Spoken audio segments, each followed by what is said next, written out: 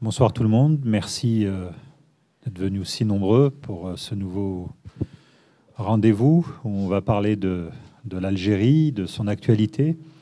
Alors, comme personne ne l'ignore, il y a un scrutin organisé en Algérie, un scrutin présidentiel qui aura lieu normalement le 17 avril prochain, c'est dans pas longtemps. C'est une élection qui fait beaucoup parler d'elle, qui fait couler beaucoup d'encre, qui provoque beaucoup de réactions. D'une part parce que le président sortant, Abdelaziz Bouteflika, est candidat à sa propre succession, donc il brigue un 4e mandat, parce qu'une partie de l'opinion publique algérienne conteste ne serait-ce que cette démarche de candidature, parce qu'il y a aussi beaucoup d'interrogations sur la capacité du président Bouteflika à assurer sa présidence, à être à la hauteur, sachant que c'est quelqu'un qu'on n'a pas vu ou revu depuis, en tout cas actif et s'adressant aux Algériens depuis au moins 2 ans. Mais il serait trop rapide et peut-être trop simplificateur de résumer cette élection à un enjeu autour de la question de Bouteflika. C'est comme tous les grands événements, notamment électoraux, il y a beaucoup de conclusions, beaucoup d'enseignements à tirer de ce processus électoral. Qu'est-ce qu'il nous dit de l'Algérie d'aujourd'hui, du climat politique de l'Algérie d'aujourd'hui, de la manière dont ce pays évolue? Et donc nous allons en parler dans les minutes qui viennent avec 2 experts, 2 connaisseurs de l'Algérie. Bien entendu, à la fin de leur exposé, nous aurons un échange sur les questions qui n'auront peut-être pas été abordées ou pour des précisions. Donc, je vais présenter nos intervenants. À ma gauche, Farida Souiah, qui est chercheuse à Sciences Po, qui est aussi rattachée au CERI, qui est un centre de recherche. Vous enseignez à Cergy-Pontoise, vous êtes chargé de cours.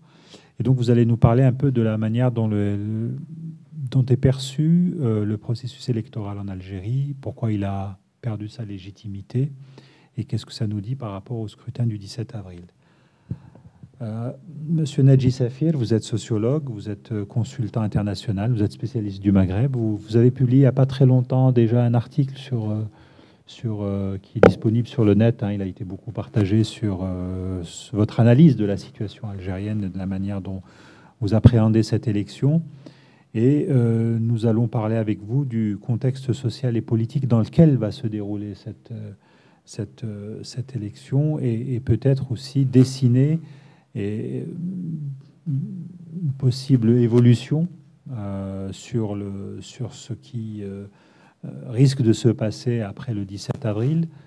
Parce qu'encore une fois, pour me répéter, je pense qu'il serait un peu trop... ce serait même dommage de se limiter à l'élection du 17 avril. A priori, les jeux semblent jouer, même s'il y a beaucoup de théories qui circulent à Alger.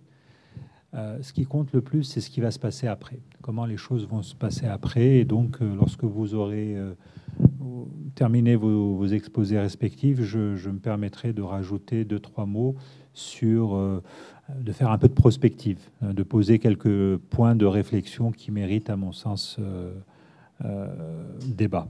Bien, Farida, je vous donne le micro. Il faut bien parler dans le micro puisque nous sommes enregistrés. Voilà, c'est à vous pour 15 à 20 minutes maximum. Très bien, merci beaucoup.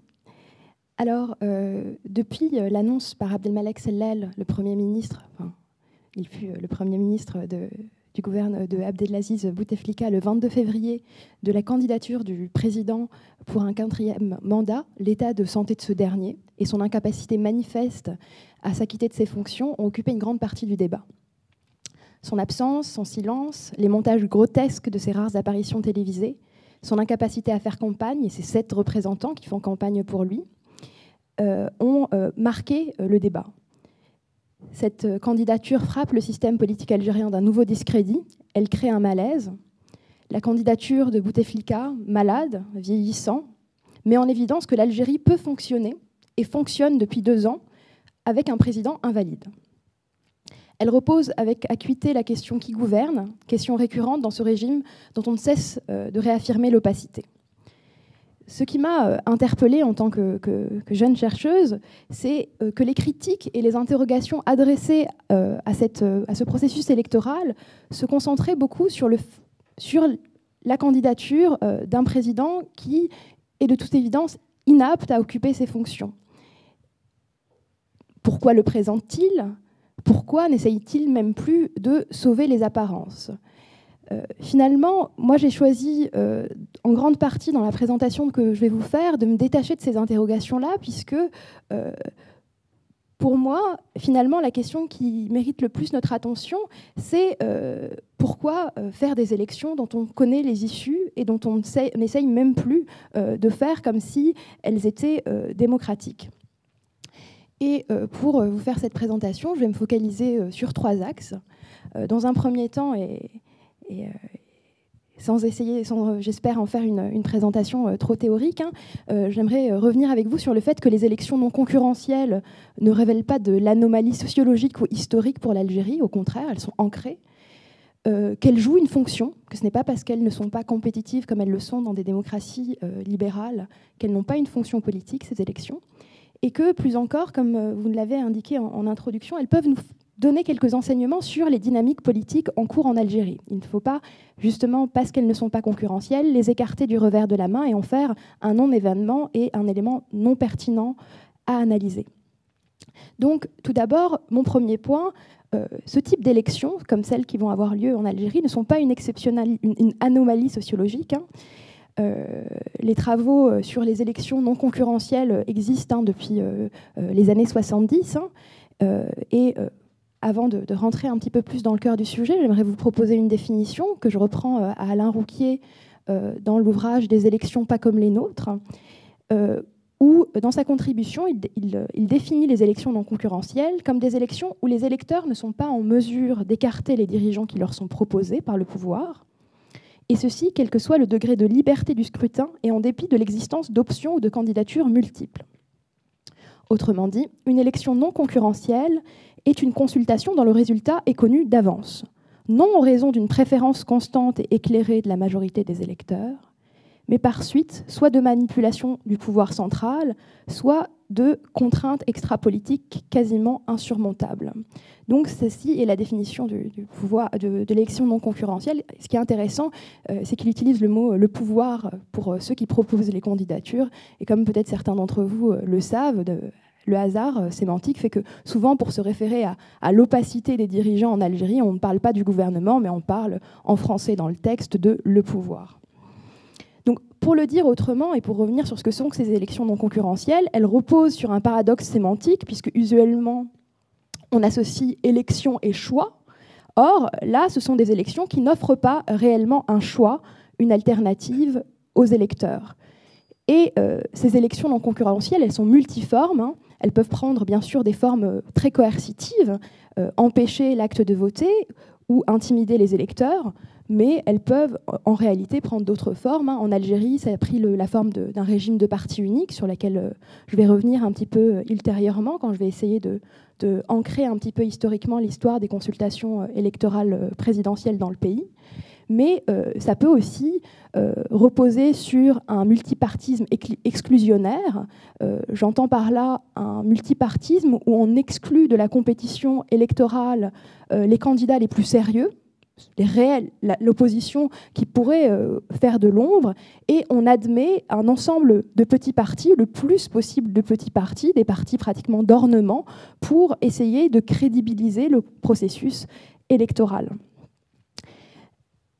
Là encore, pour essayer de relativiser encore notre perspective, et c'est souvent le cas, quand on fait des monographies sur les pays, il faut toujours essayer de se protéger de la tentation de l'exceptionnalisme.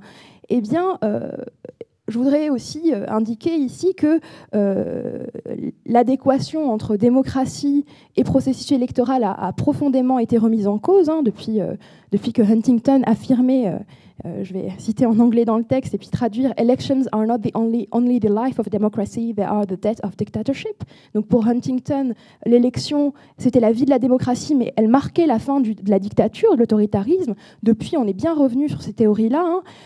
L'extension spectaculaire de l'ère électorale dans la deuxième partie du XXe siècle, et plus encore après la fin de la guerre froide, a été marquée par de plus en plus de pratiques électorales qui s'éloignent du modèle concurrentiel libéral.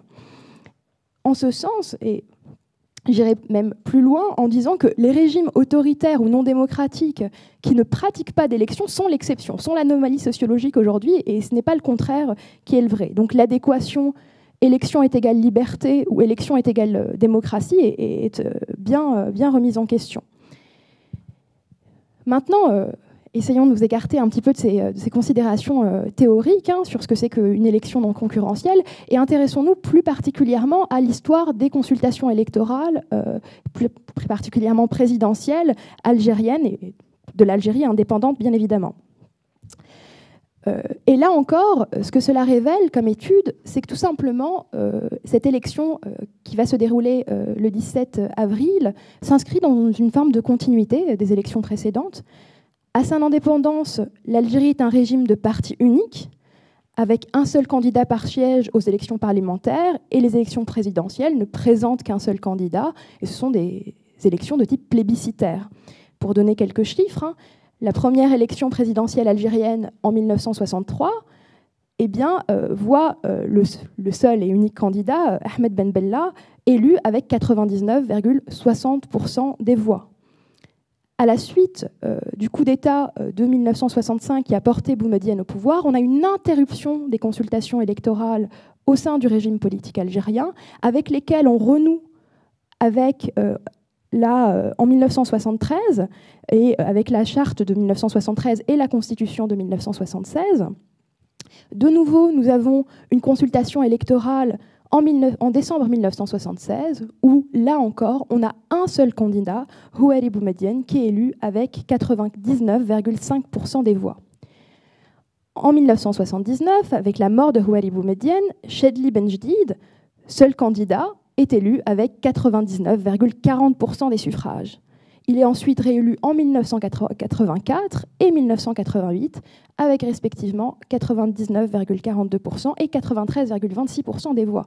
Quand on connaît justement, et ce que vous allez nous faire, le contexte économique et social de 1988, on se rend bien compte qu'un Chedli Benjdid élu en 1988 avec 93% des voix, c'est une fiction politique.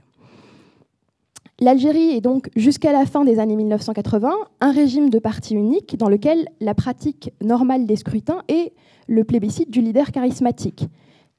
Les résultats sont invérifiables.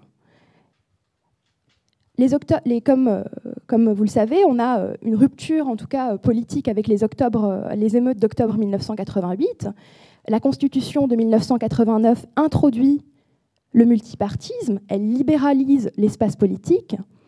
Cependant, et à la suite du premier tour des premières élections législatives de l'histoire libre de l'histoire algérienne, remportées par le Front islamique du salut, le processus législatif est interrompu par l'armée. La libéralisation politique entre 1989 et 1992 n'a pas permis l'émergence d'un régime démocratique où le pouvoir pouvait changer de main.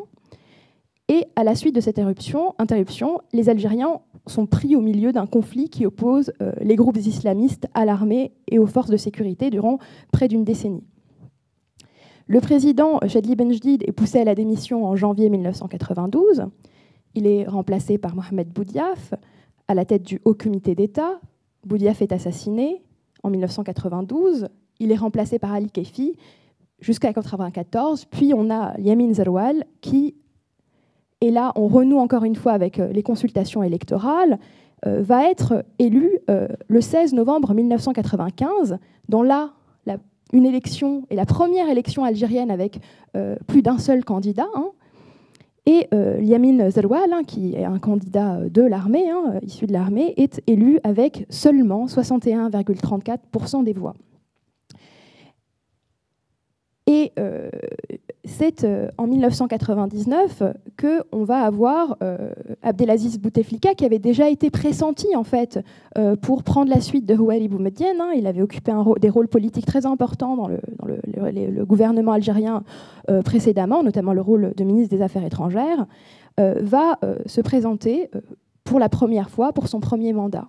Déjà, ce premier scrutin, le scrutin de 1999, son image est ternie, peut-être que certains s'en souviennent, à la veille de la consultation électorale, 6 des 7 candidats, donc tous à l'exception d'Abdelaziz Bouteflika, retirent leur candidature. Et Abdelaziz Bouteflika est, sans surprise, élu avec 73,5% des voix. Ensuite, les électeurs sont de nouveau appelés aux urnes en 2004. Et cette fois, on a le président Bouteflika qui va améliorer son score des élections. D'ailleurs, dans ses consultations de 2004, on voit déjà certains des acteurs de la consultation qui va venir émerger. Ensuite, il va donc gagner de manière très importante cette élection, puisque derrière lui, on trouve Ali Benflis, qui là encore est candidat aux élections avec 6,4% des voix. On trouve Abdellah Djebel avec 5% des voix, Louisa Hannoun qui ont fait moins de 1% des voix. Donc on voit que les autres candidats, au-delà du fait que c'est une large victoire, il améliore entre guillemets son score précédent, les autres candidats ont des scores tout à fait négligeables. Et on a de nouveau...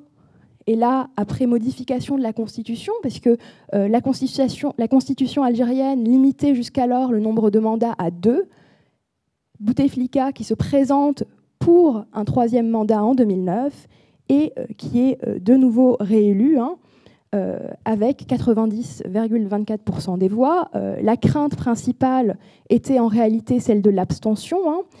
C'était là l'enjeu, puisqu'aux élections précédentes législatives de 2007, il y avait eu plus de 30%, moins de 30% de taux de participation, un peu plus de 30%, pardon, excusez-moi pour cette confusion, un peu plus de 30% de taux de participation. Et justement, on va mettre en avant surtout le chiffre de la participation, 64% environ de participation, chiffre qui, de toute évidence, a été truqué.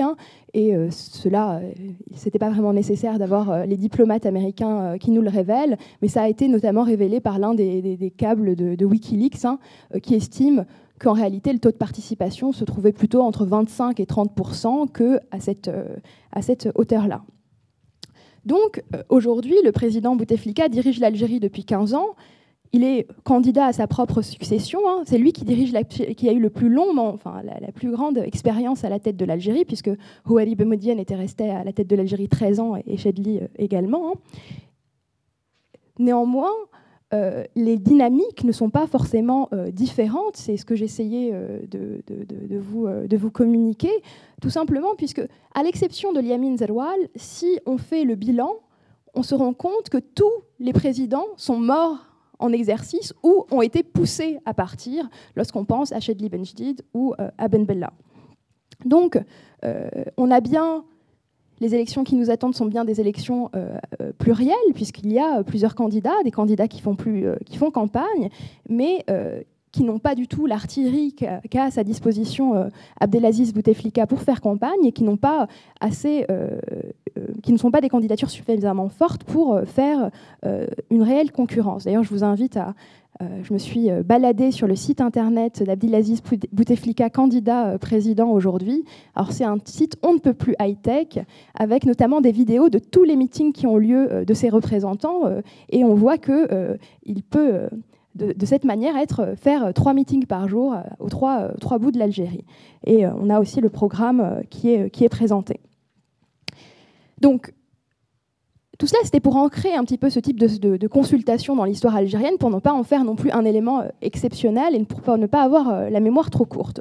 Ces élections, bien qu'elles n'aient pas la fonction qu'elles ont dans des démocraties libérales, c'est-à-dire d'élire les dirigeants, elles ont d'autres fonctions. Alors là, j'ai bien sûr un postulat fonctionnaliste en me disant, s'il existe un phénomène social, c'est qu'il a eu une raison d'être ou qu'il a aujourd'hui une raison d'être, sinon il n'existerait pas. Et là encore, finalement, la science politique va nous apporter quelques explications assez éclairantes, puisque dans les années 2000, on a beaucoup travaillé sur ces régimes politiques qui sont un peu plus ambigus. Hein. Et la question, on a plusieurs hypothèses qui sont étudiées. Il y a la question de la légitimité à la fois nationale et internationale, d'être présentable comme régime. Et donc, notamment pour ce qui est de la légitimité internationale, se plier aux exigences de l'ordre global. Et donc, on adopte des processus de sélection populaire pour pallier à des déficits de légitimité, tout en organisant, en mettant en place un certain nombre de garde-fous pour empêcher que ces élections populaires nous amènent à la perte de pouvoir. Alors, là encore, dans le cas de l'Algérie, sans doute que ce processus de légitimation ou cette quête de légitimité nationale ou internationale participe, sinon pourquoi vouloir un taux de participation élevé, hein. Cependant, le fait qu'on ne fasse pas beaucoup pour avoir une façade, si je puis m'exprimer ainsi, plus solide de démocratie, montre qu'il y aurait d'autres raisons également pour organiser des élections. Spécifiquement, et là pas pour les présidentielles, donc je ne vais pas m'y étendre, mais les analystes de sciences politiques nous disent que les élections, en tout cas législatives, servent à des processus de cooptation et d'entretien des réseaux clientélaires également. Mais plus loin, et c'est deux ou trois points sur lesquels j'aimerais insister, on met en avant également le rôle dans le rituel de performance des élections, notamment avec des chiffres qui sont de l'ordre du plébiscite, pour réaffirmer à ceux parmi les élites qui font partie du régime et qui auraient la tentation de s'en soutirer qu'en réalité on est trop fort pour être combattu, que ça ne sert à rien de se présenter contre les candidats soutenus par le régime. Donc il y a ce rituel de performance qui est mis en œuvre, et c'est pour ça que les chiffres sont des chiffres dignes de République bananière, pour affirmer sa domination. Et les deux derniers éléments sont des éléments que je trouve, pour ma part, plus intéressants encore que ceux que je vous ai nommés. Il y a la notion que ces élections peuvent servir de valve de sécurité pour justement essayer de permettre aux expressions dissidentes et à l'opposition d'exprimer ces oppositions, pour justement que ces oppositions restent sous contrôle, restent dans l'espace et ne fassent pas advenir une révolution. Donc, finalement, ce serait une forme de concession qui est faite. On libéralise, notamment dans le cas de l'Algérie, en grande partie la presse. On laisse des personnes très critiques du régime et de son ordre s'exprimer, mais pas parce qu'on veut réformer l'ordre politique, mais au contraire parce qu'on veut le maintenir et qu'on se dit que c'est le prix à payer pour que la contestation s'exprime, mais pas de manière révolutionnaire. Le dernier élément, c'est que les élections rempliraient une fonction pour les gens du régime même, hein, une fonction centrale, c'est qu'au sein du régime, il y a des rivalités, il y a des scissions, il y a des désaccords, et c'est de faire sanctionner de manière publique en fait, les victoires et les choix au sein du régime, et c'est pour cela qu'on organise des élections. Pour finir, les derniers éléments que je voulais développer, c'est finalement qu'est-ce que ces élections nous révèlent du système politique algérien, puisque en réalité elles sont très intéressantes, puisque ce régime politique ne se donne pas tant de ça à voir et à comprendre et à analyser. Or, ces moments électoraux sont des moments de forte visibilité des acteurs du régime et des mots qu'ils utilisent et de leur discours. Tout d'abord, et là ça va être la partie la plus sujette, à laquelle il peut faire le plus objet de critique, simplement parce que c'est des hypothèses que j'aimerais discuter ensuite avec vous, c'est que ces élections peuvent nous révéler des choses sur les mécanismes de sélection des candidats. Puisque la question, là, on revient à la question qu'on posait en introduction, qui happe un petit peu le débat. Pourquoi présenter la candidature de Bouteflika, puisque de toute évidence, s'il ne peut pas faire tout un discours, c'est que ce n'est pas lui qui est en train de gouverner depuis 2 ans. Et donc, pourquoi ne pas présenter une autre candidature ? les hypothèses, et là, ce que ça nous indique d'important, c'est tout simplement qu'on devrait cesser, en tout cas, de toujours personnaliser les formes non démocratiques de régime. Là, on voit que la personnalisation, elle ne nous permet pas d'aller assez loin, tout simplement parce que si c'était un régime personnalisé, il ne pourrait pas fonctionner sans un président valide. Et ce que ça révèle, sans doute, c'est des dissensions fortes au sein du régime, finalement, aussi parce qu'on a vu s'exprimer ces dissensions, notamment à travers des polémiques entre le FLN et les dirigeants de la DRS. Est-ce que finalement, c'est pour essayer de postponer, de repousser la question du choix de la succession, sur laquelle on n'est pas arrivé à trouver un accord, qu'on représente de nouveau le candidat Abdelaziz Bouteflika. Donc, sinon, si on était parvenu à un accord, eh bien, on aurait un autre candidat, puisque là, tous se rendent compte de son image et du fait qu'il renvoie une image d'un électeur, d'un président vieillissant. L'autre élément à étudier avec soin, c'est celui qui concerne l'abstention comme comportement politique dans ce type de consultation électorale, puisque à la fois il se passe des événements intéressants, comme vous nous l'avez dit, il y a une partie de l'opinion publique qui s'exprime en opposition à cette candidature. Il y a aussi, et là je regrette de ne pas être, pas que je regrette d'être avec vous, mais pas être en Algérie pour pouvoir les étudier de plus près. Il y a des appels au boycott de partis politiques qui sont très hétérogènes, qui regroupent des partis à la fois laïques et des acteurs islamistes notamment, et qui ont fait notamment un meeting où ils appelaient au boycott. Donc l'abstention comme un acte politique actif, un acte organisé par les partis politiques. Il y a cet élément-là que peut nous révéler cette élection présidentielle. Et dans quelle mesure des acteurs politiques aussi hétérogènes peuvent former une coalition au nom d'une opposition d'un régime en place. Le deuxième élément, et là encore concernant l'abstention, c'est là les appels à l'abstention et à l'opposition qui sont menés plutôt par la société civile, et notamment par des mouvements tels que Barakat, qui est plutôt présent donc, à Alger, à Blida, à Béjaïa. Quels sont les slogans? Comment on les porte? Comment on peut, là encore, poser des questions? C'est des mouvements intéressants. Quelles sont les sociologies de ces mouvements? Là, pour l'instant, on leur reproche beaucoup d'être des mouvements assez élitaires. J'ai passé pas mal de temps sur leur page Facebook. On leur reprochait de ne pas traduire tous les messages en arabe, notamment, en amazigh aussi. Et donc là, ils essayent, je pense, de faire un effort aussi de mise en visibilité. Mais je pense qu'ils ont déjà plus de 30 000 adhérents, et de mettre aussi, avec un usage donc, des nouvelles technologies, leurs manifestations visibles sur les médias. Donc des mouvements de la société civile qui s'organisent en opposition de ce scrutin, et quel est leur... ce serait intéressant là d'étudier leur cadre argumentaire, et notamment quelle importance ils accordent à cette échéance électorale qui les a fait naître, mais à laquelle ils ont vocation à survivre, combien même elle déboucherait sur l'élection du président Abdelaziz Bouteflika.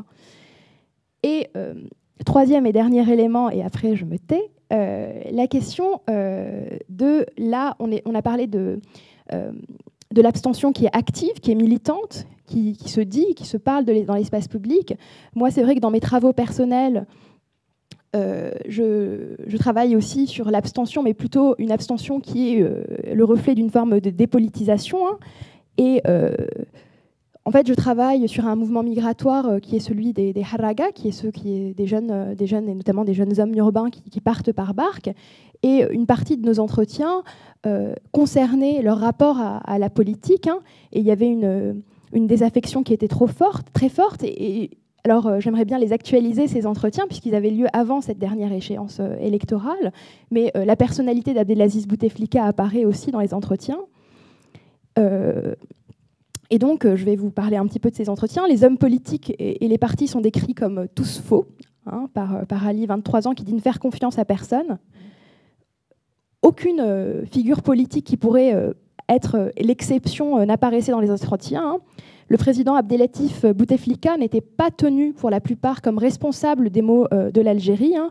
Il était plutôt évoqué comme quelqu'un de manipulé par son entourage. Et pour preuve, souvent on me donnait le même exemple, c'est quand Bouteflika est en visite dans une ville, on nettoie tout. Et donc il doit croire que le pays roule très bien, puisque à chaque fois, les rues sont magnifiques quand il arrive. Donc aucun de ces haragas n'avait de carte électorale, n'avait voté dans son existence, hein, ou n'avait l'intention de le faire, ce qui reflète en réalité un désintérêt pour la politique assez global dans la société algérienne. Hein. Un sondage qui avait été effectué par le Centre arabe de recherche d'études politiques en 2011 avait révélé que seulement 2% des Algériens se disaient très intéressés par la politique et 16% intéressés, ce qui était des moyennes bien en deçà des autres pays arabes dans l'enquête. Et je finirai par un extrait d'entretien d'un des haragas qui était bloqué en Algérie, hein, qui n'était pas parvenu en France, avec qui j'avais discuté et qui a 26 ans, qui s'appelle Haj, et à qui j'avais demandé s'il avait voté ou s'il avait l'intention de voter dans son existence. Hein. Et il m'a répondu « on s'en tire pas avec eux », eux étant les hommes politiques algériens. C'est à plus rien y comprendre. C'est des véritables poulpes, c'est même des requins. Un requin, il mange tout et il ne laisse rien. C'est trop. J'ai jamais voté et je ne voterai jamais. Wallah, je préfère voter pour un mouton, au moins il a de la viande à offrir. Notre pays, il a du potentiel, on devrait vivre la belle vie, on a du pétrole, on a du gaz, ils sont où? C'est tout.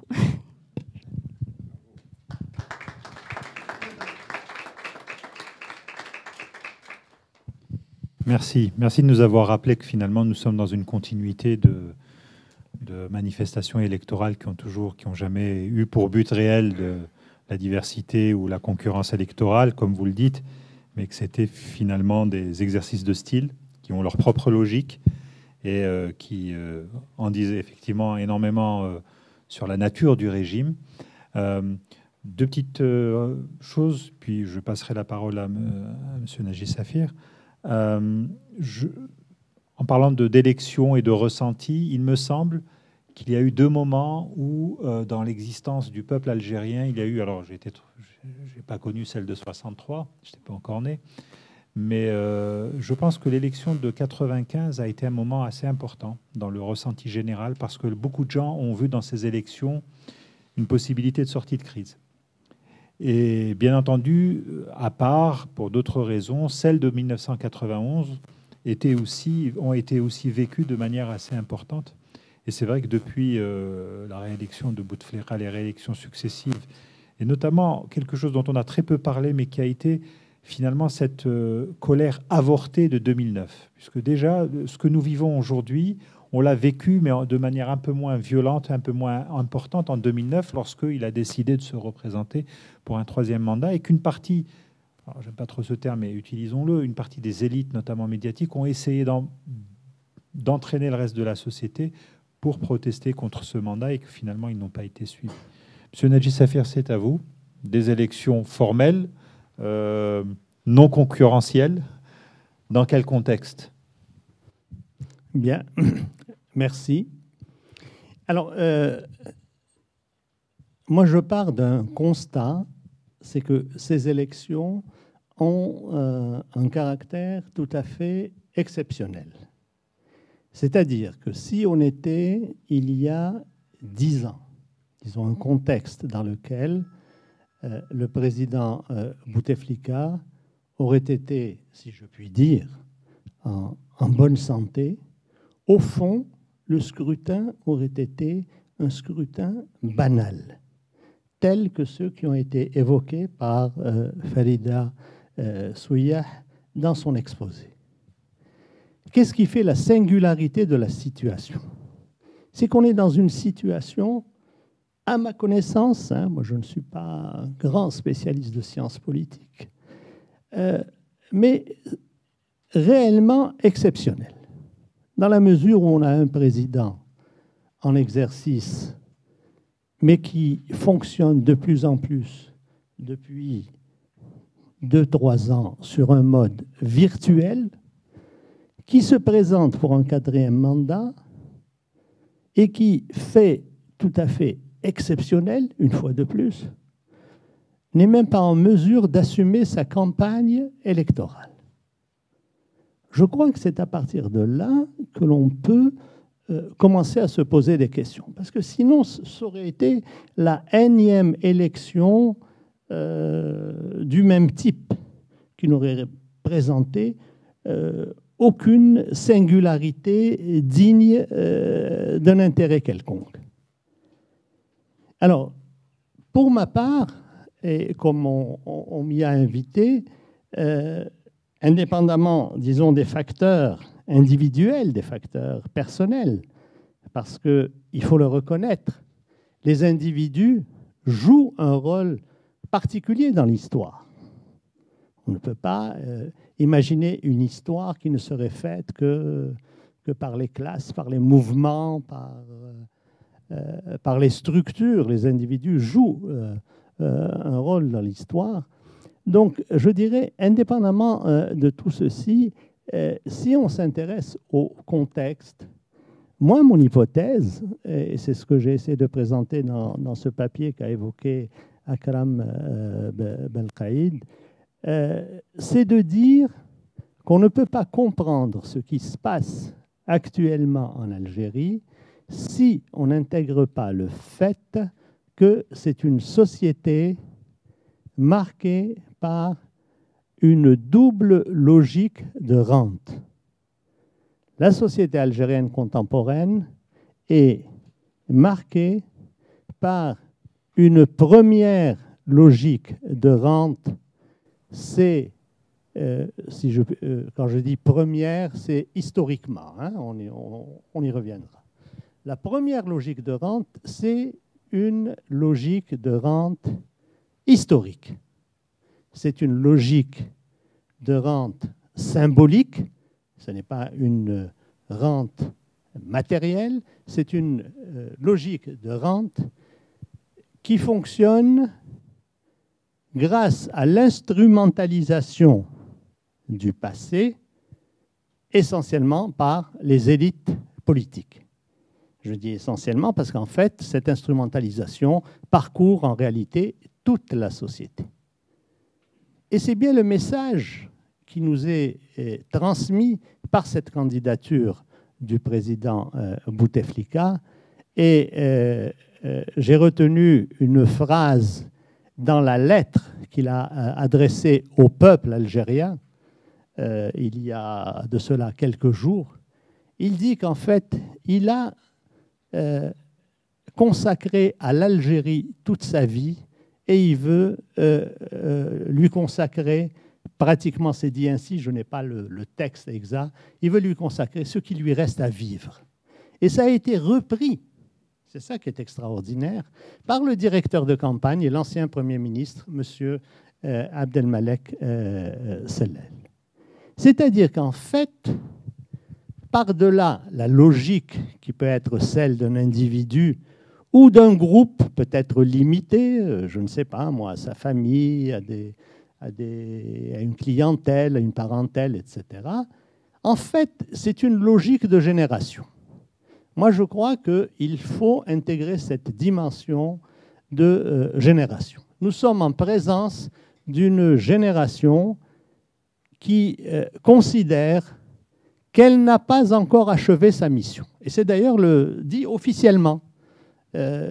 Souvent dans le discours, ces jours-ci d'ailleurs, dans le cadre de la campagne électorale, le discours consiste à dire la génération de novembre, disons, des fois ça apparaît ainsi dans le discours, n'a pas encore achevé sa mission et le président Bouteflika est chargé de mener à bien en quelque sorte cette mission historique. Et donc en fait, derrière tout ce discours, de mon point de vue, il y a une logique de rente. C'est-à-dire, il y a un certain nombre d'individus au sein de la société qui utilisent une logique qui procède de combats du passé pour justifier leur position du présent. Et ceci est valable dans la société algérienne, peut-être pour l'individu qu'est M. Bouteflika, mais c'est valable aussi, de mon point de vue, pour une institution comme l'armée. L'armée maintient une position hégémonique. Si on raisonne en termes de nature du pouvoir, c'est un pouvoir dans lequel il y a différents segments, dont un segment militaire. Et la position hégémonique du segment militaire est liée purement et simplement à cette instrumentalisation du passé, parce que l'hégémonie des segments militaires pendant la guerre de libération était justifiée par la lutte armée au quotidien sur le terrain. À partir de ça, on peut justifier qu'on doive décider, qu'on doive imposer sa décision aux civils, etc. Vous connaissez toutes ces histoires, on peut y revenir dans le débat sur primauté civile, militaire, etc. Et donc, en fait, on utilise, donc, je disais, cette position pour légitimer une position de domination aujourd'hui. Donc voilà la première logique de rente qui parcourt la société et qui nous permet d'expliquer pourquoi aujourd'hui la candidature de M. Bouteflika est avancée. La deuxième logique de rente est une logique plus, je dirais, plus connue, les plus présentes dans le discours sur la situation en Algérie, et c'est la rente économique. L'Algérie est devenue une économie rentière caricaturale. Tous les critères le prouvent, les critères de base sont connus. Grosso modo, 65 à 70% des recettes fiscales de l'État, 35 à 40% du produit intérieur brut, 98% des recettes d'exportation viennent des hydrocarbures. L'industrie qui représentait sensiblement 10 à 11-12% du produit intérieur brut à la fin des années 80 représente aujourd'hui 4 à 5% du PIB. Qu'est-ce que ça veut dire? Ça veut dire qu'en fait, la principale source de création de richesse dans la société algérienne, ce sont les hydrocarbures. Et qu'est-ce qui va se passer? Comme dans toute société, les combats s'organisent autour de la répartition des richesses. C'est une logique implacable qui fonctionne dans toutes les sociétés. Et en fait, qu'est-ce qu'on constate? C'est que depuis 2000, disons depuis 1999, le premier mandat du président Bouteflika, ce caractère rentier de l'économie algérienne n'a cessé de se renforcer, n'a cessé systématiquement de se renforcer. Si vous étudiez les courbes relatives à cette logique de rente, c'est très net. Tout va dans le sens du renforcement de cette logique rentière. Et donc, ce que l'on peut dire, parce qu'actuellement il y a un débat sur le bilan des 3 mandats du président Bouteflika. Ce que l'on peut dire en fait, c'est que, de mon point de vue, le principal résultat, ça a été ce processus de rentiérisation. Moi, j'ai rencontré ce néologisme et il m'a plu. C'est un processus de rentiérisation, c'est-à-dire qu'en fait, il y a des logiques de rente qui ont pénétré l'économie, mais qui en fait ont aussi pénétré la société. Et pour moi, pour revenir, disons donc, à cette candidature de M. Bouteflika, c'est une logique de rentier, c'est-à-dire que M. Bouteflika est lui-même un rentier dans la mesure où il appartient à cette génération de la guerre de libération qui veut maintenir sa domination au sein du système politique et sur la société en instrumentalisant le passé. Donc, il est rentier au titre de la rente historique et il est également rentier au titre de la rente économique dans la mesure où, de par la politique menée, la politique économique menée, il n'a fait que renforcer le poids de cette rente économique dans le fonctionnement du système économique et dans le fonctionnement même de la société.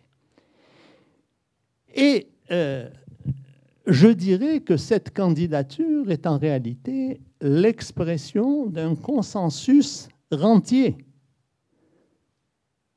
En fait, nous sommes en présence d'un consensus rentier au niveau de la société.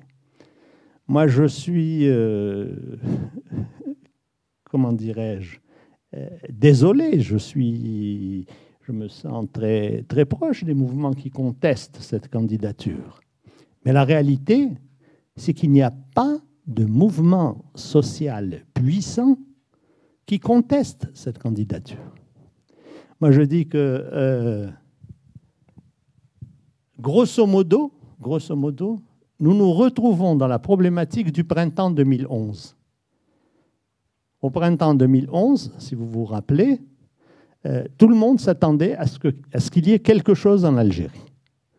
Quand les mouvements démarrent, donc en Tunisie, fin de l'année 2010, puis 2011, début 2011, en Tunisie, en Égypte, etc. Tout le monde s'attendait à ce qu'en Algérie, il y ait quelque chose. Et finalement, il n'y a pas eu, entre guillemets, il n'y a rien eu, entre guillemets, en Algérie. Je pense qu'on est, grosso modo, dans la même situation.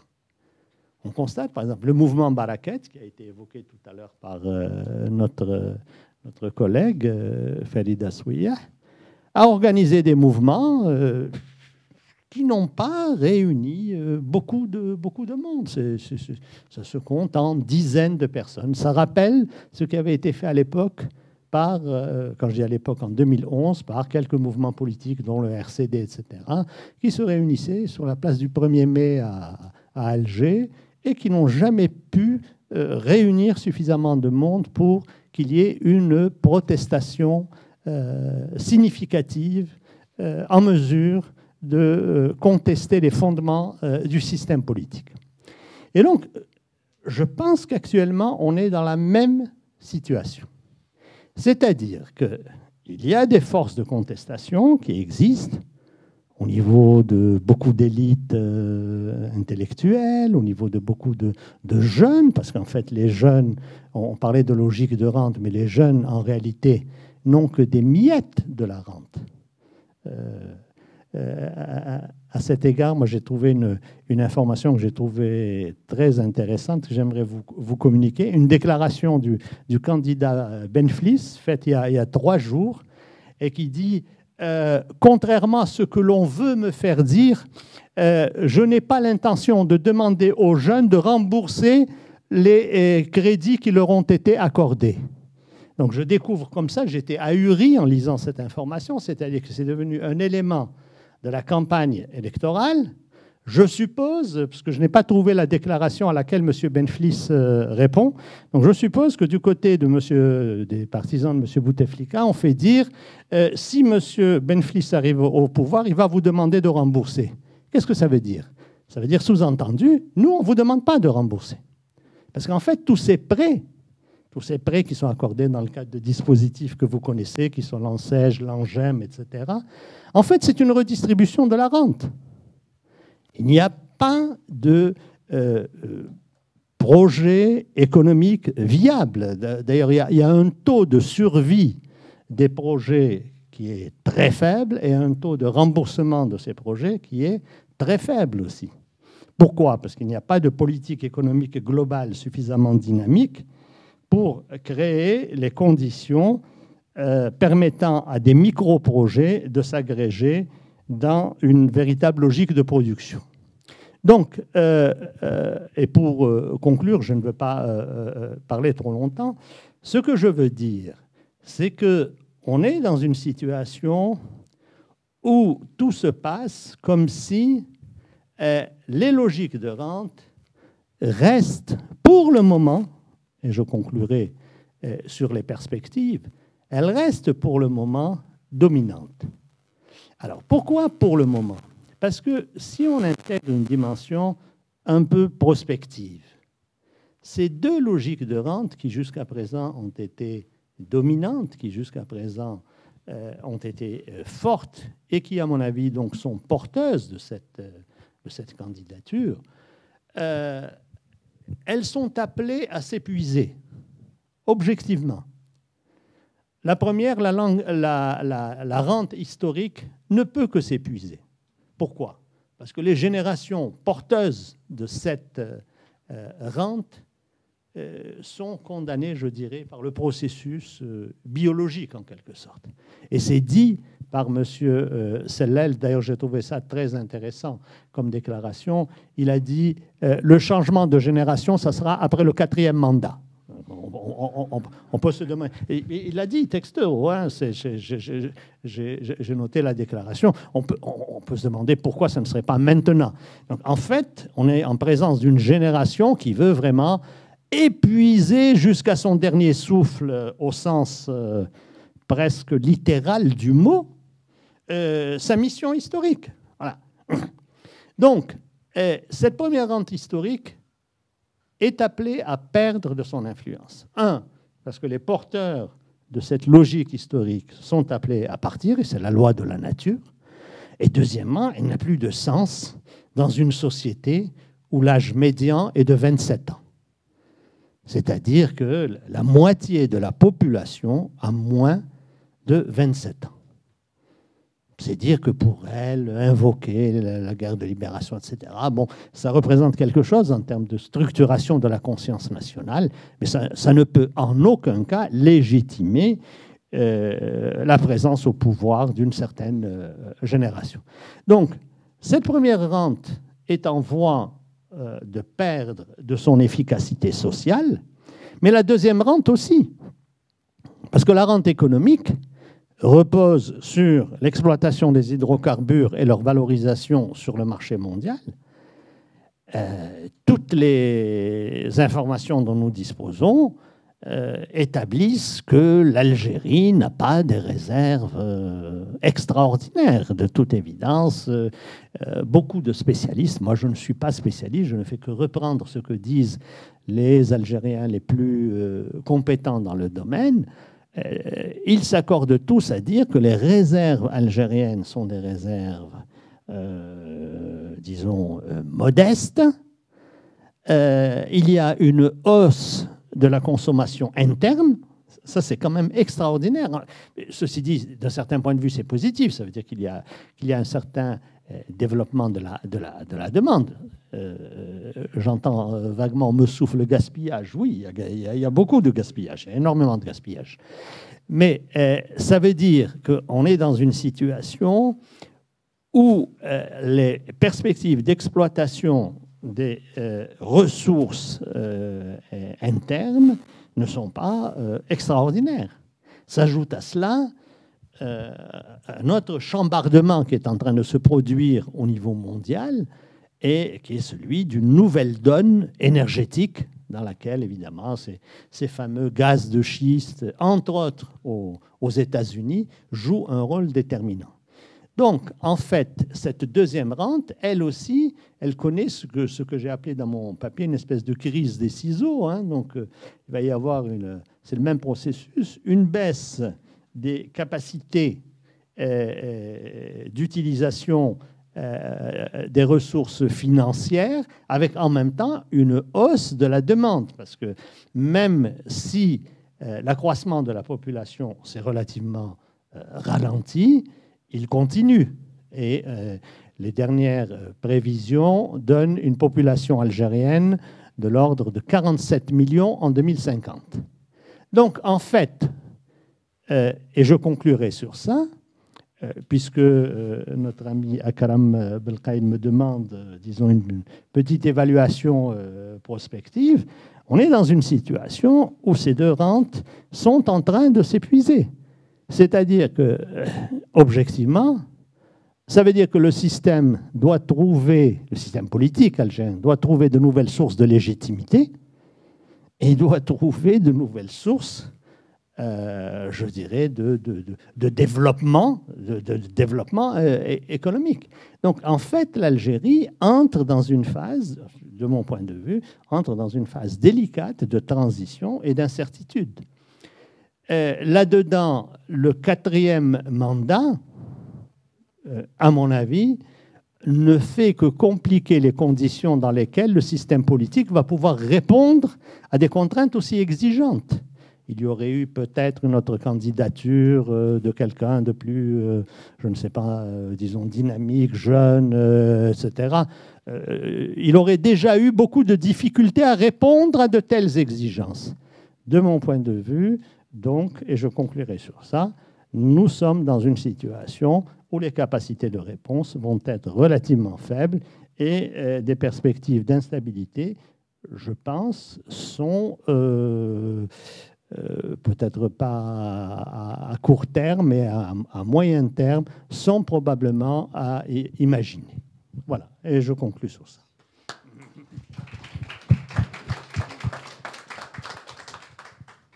Merci.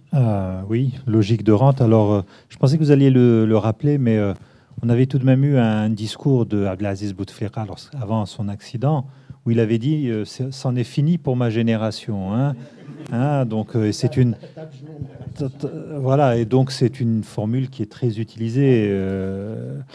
Alors, logique de rente, vous avez raison de parler de cela, mais sur le plan de la rente économique, on voit bien qu'effectivement, le régime, le système cherche à prolonger ad vitam aeternam cette rente, puisque l'Algérie fait partie de ces pays qui ont décidé d'expérimenter, de faire de la recherche sur les gaz de schiste, et que ça pose un vrai problème démocratique à l'Algérie, puisque c'est une décision qui est lourde de conséquences, qu'il y a une minorité de gens qui se battent contre ça aujourd'hui en Algérie, parce que ça met en danger les nappes fossiles aquifères du Sahara, et qu'aujourd'hui, on a plusieurs groupes pétroliers qui sont déjà en train d'essayer d'exploiter le gaz de schiste et le pétrole de schiste en Algérie. Et donc, ça donnerait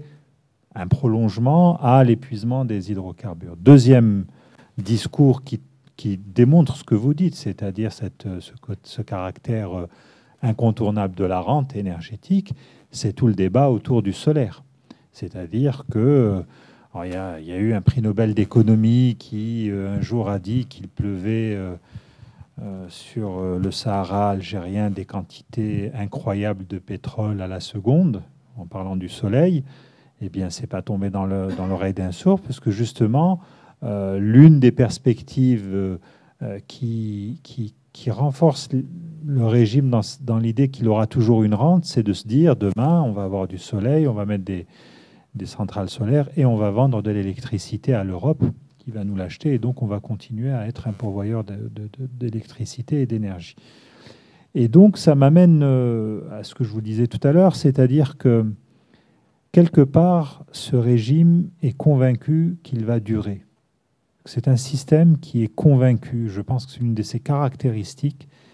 On peut même jusqu'à dire qu'il se croit, il se voit invincible. Il estime qu'il a triomphé d'une rébellion armée qui a essayé de le mettre à bas dans les années 90.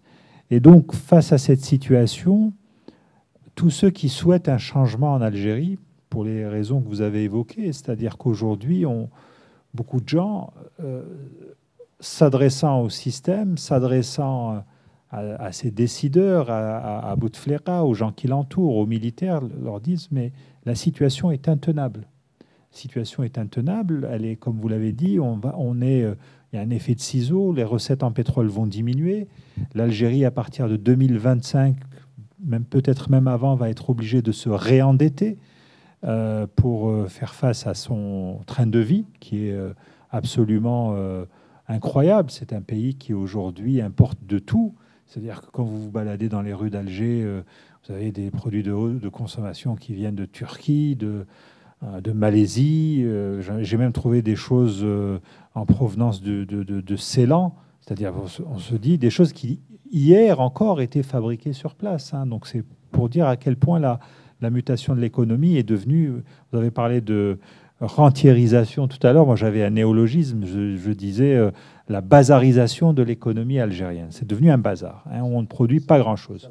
Voilà. Et donc, ça pose la question de comment on arrive à convaincre ce système qu'il est temps de changer.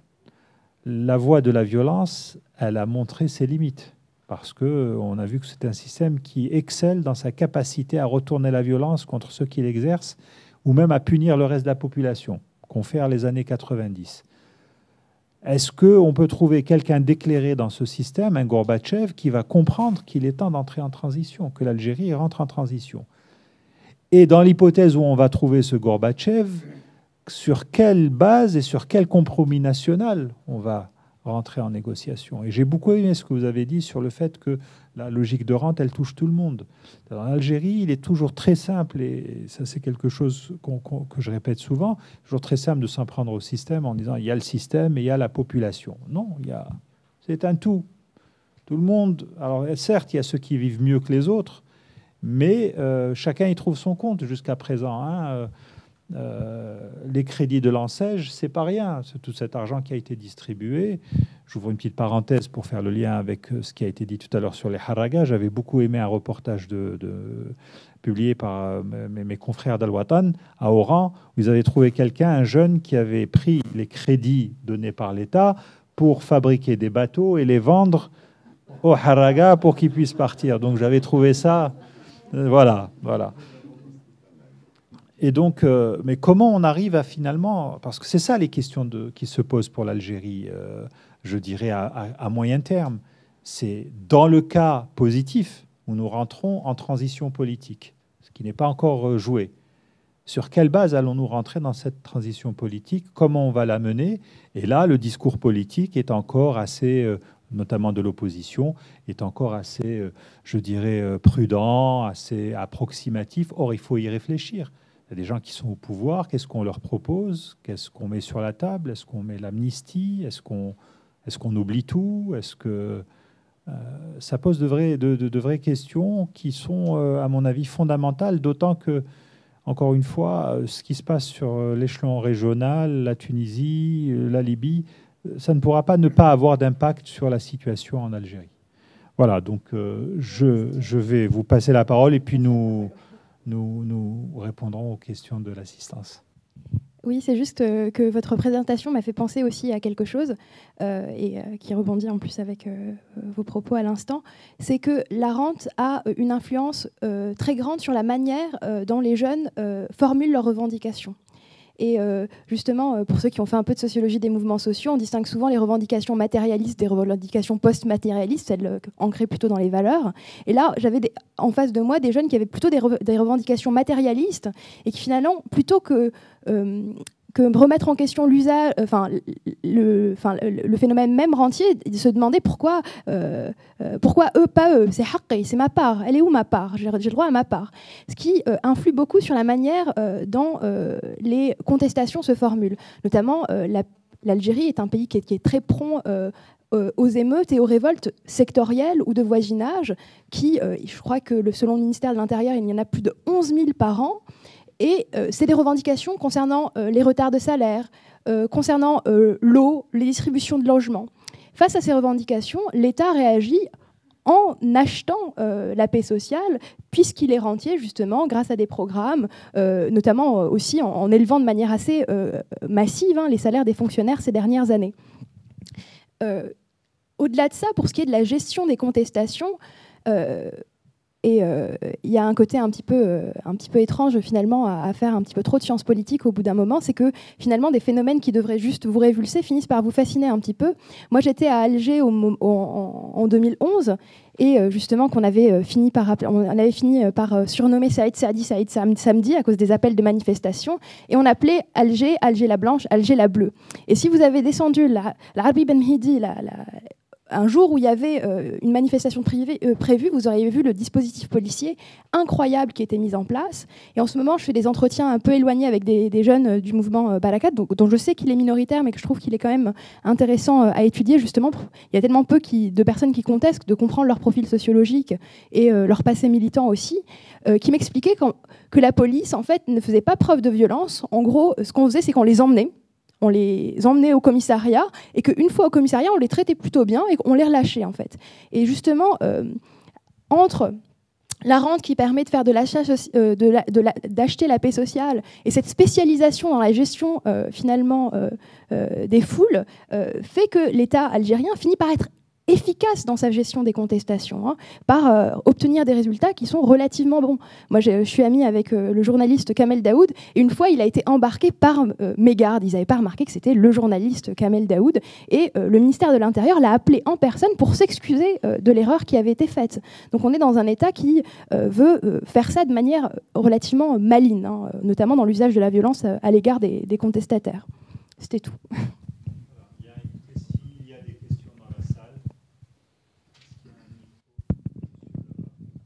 Oui, 3 courtes questions. Que c'est? 3 courtes questions. Que sait-on de précis sur l'importance des réserves en gaz de schiste et en pétrole de schiste? Où serait-il? Deuxième question, à propos de la rente de la génération. Il doit tout de même y avoir beaucoup de quadragénaires, commandants, capitaines ou colonels dans l'armée algérienne. N'y a-t-il pas une réaction, je dirais, presque physiologique de se laisser gouverner par des septuagénaires, des octogénaires? Il y a tout de même là quelque chose qui, de loin, paraît difficilement compréhensible. Troisième question, qui gouverne l'Algérie? Si à un moment donné, tout de même, il y a des mouvements, le pouvoir anonyme et le pouvoir qui ne se montre pas, ça paraît être une faiblesse. Alors, c'est pas tellement une curiosité pour savoir si c'est le frère de Bouteflika, mais pensez-vous, en tant que prospectiviste, qu'on puisse rester indéfiniment avec un pouvoir sans visage? Et puis, dernière question, je m'excuse, il y a tout de même probablement un bilan Boutef dans le domaine des infrastructures et des transports qui peuvent tout de même, peut-être pour demain, être un élément de croissance économique, même si je partage tout à fait votre analyse sur l'absence complète ou la paralysie bureaucratique des initiatives, car Dieu sait s'il y a des hommes et des femmes qui sont capables d'initiative.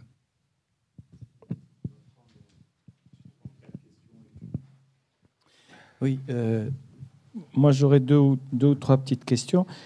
Enfin, par rapport aux élections, moi j'ai l'impression quand même qu'il y a un petit peu le défaut de toute typologie. C'est-à-dire que ça évacue un petit les nuances qui sont malgré tout nécessaires. Akram Belkaïd a parlé tout à l'heure des élections de Zerwal qui visiblement... Moi, j'étais présent, et la ferveur populaire était réelle. C'est-à-dire que probablement que le taux de participation n'était pas très loin de la réalité. Peut-être même les élections de 2004, quand jusqu'au dernier moment, il n'y avait pas de consensus et qu'une partie de l'armée avait donné la garantie. J'avais eu des échos de gens extrêmement proches des différents candidats qui m'ont dit que jamais aucune élection n'avait autant de chances d'être véritablement démocratique jusqu'au dernier moment, avec la disqualification du général Amari et donc par conséquent finalement la défaite de Benflis, oui. Et donc, si vous voulez, il y a peut-être des nuances à apporter et ne pas se contenter simplement d'une typologie comme ça carrée. Alors, pour ce qui est de la rente de génération, Nadji, rappelle-toi ce que disait Ali Kafi une fois dans une émission de la télévision. Il disait, on est là, et lorsqu'on partira, ça sera nos enfants. Ali Kafi, qui est un ancien maquisard du mouvement... qui était le président de l'ONM, l'Office national des Moudjahidines. Pour ceux qui ne le connaissent pas. Et il y a eu... Oui. Mais c'est surtout en tant... Oui, mais c'est surtout en tant que responsable des anciens Moudjahidines. Et on sait qu'en Algérie, il y a une association qui s'appelle pas simplement les enfants du Chouhada, mais il y a celle qui est les enfants de Moudjahidine. C'est-à-dire que cette rente, elle n'est pas simplement générationnelle, elle est symbolique, elle est transgénérationnelle. C'est-à-dire qu'il y a une ségrégation à l'intérieur même de la population. Alors, cette logique de rente À mon avis, là aussi, il faudrait peut-être l'affiner. Tu en as dit 2 mots, tu as dit on peut en revenir dans le débat. Mais la mise en place du type d'État qui existe en Algérie, elle part de cette problématique du politique et du militaire. C'est le rôle de la police politique, le rôle de la sécurité militaire, qui est quand même... On ne peut pas parler de la politique en Algérie, de l'État algérien, si on n'évoque pas cette question.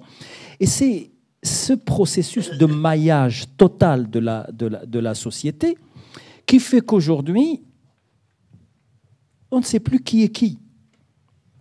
Et ça permet, par exemple, de disqualifier tout type d'opposition. Ils sont ceux-là, c'est des éléments du DRS.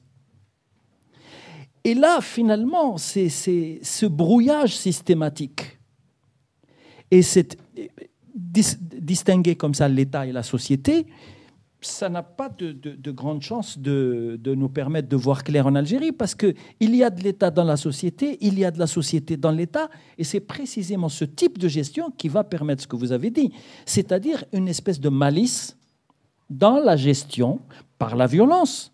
Le fait, par exemple, que des émeutes localisées comme ça aient lieu, ça ne remet pas du tout en question.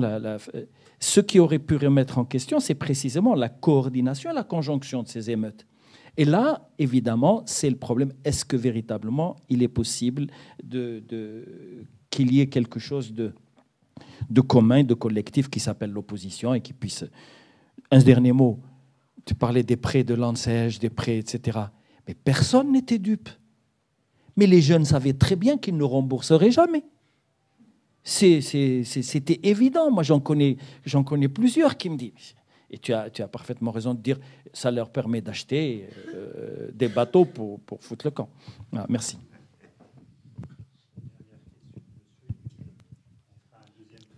Bonjour, Graïn. Je voudrais...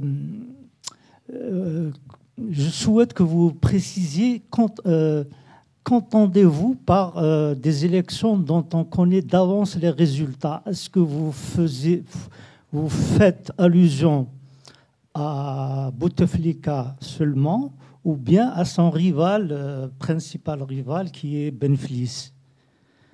Et d'autant plus que ce candidat-là a été rejoint.